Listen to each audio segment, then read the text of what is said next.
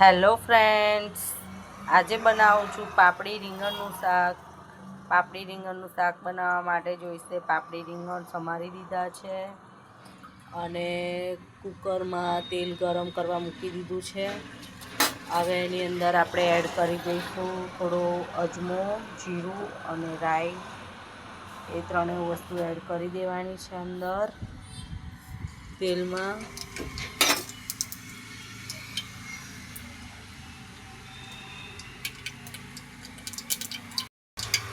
તેલમાં એડ કર્યા પછી લસણની ચટણી એડ કરી દઈશું.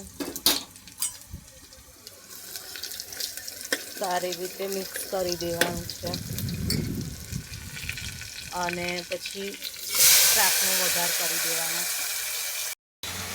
તો આવી રીતે મરચાં બી કાપી દેવાના છે મોટા મોટા અને અંદર નાખી દેવાના છે પાપડીની શાકમાં. બધું શાક અંદર નાખી દઈશું અને હવે રેગ્યુલર મસાલા છે એ બધા એડ કરી દઈશું.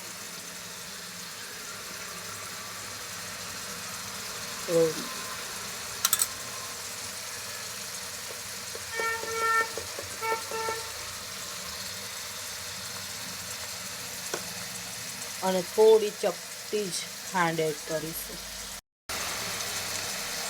એકદમ જરાક જ. અને બધું સારી રીતે મિક્સ કરી દઈશું. તો આવી રીતે મિક્સ કરી દીધું છે શાક પાપડીનું. હવે એને ઢાંકણ ઢાંકીને બંધ કરી દઈશું. આ બહુ ઇઝી અને ટેસ્ટી શાક છે, જે રેગ્યુલર મસાલા હોય છે એમાંથી જ બનાવેલું છે ટિફિન માટે. તો બનાવીને જરૂરથી ટ્રાય કરજો. ઢાંકી દઈશું અને એક સીટી થવા દઈશું. તો આપણે કુકરને ખોલી દીધું છે અને ચેક કરી લીધું છે કે શાક એકદમ તૈયાર છે. જોઈ શકો છો તમે ટિફિન માટે. હવે એને ડબ્બામાં ભરી દઈશું. તો ટિફિન માટે તૈયાર છે પાપડી રીંગણનું શાક અને ભાખરી. ભાખરી સાથે થોડો ગોળ મૂક્યો છે મેં. એ પણ આપણે હવે ડબ્બામાં મૂકી દઈશું.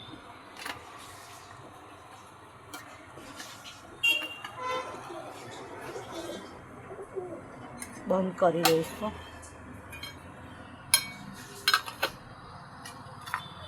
અને ગાયની રોટલી પણ બનાવી છે, એમાં પણ ગોળ મૂક્યો છે અને ગાયને આપી દઈશું.